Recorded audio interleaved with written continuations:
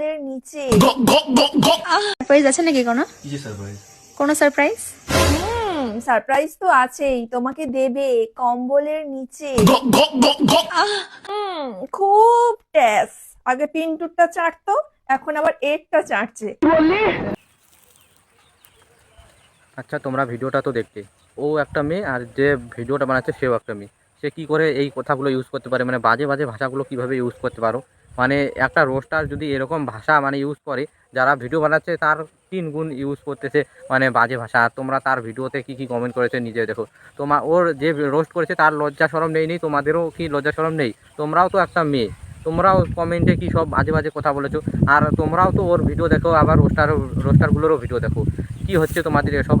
তোমরা যদি একটু তোমাদের মান সম্মান থাকে তাহলে তোমরা রোস্টারদের ভিডিওগুলো কোনোদিনও সাপোর্ট করতে না, যে রোস্টারগুলো ভালো ভিডিও বানায়।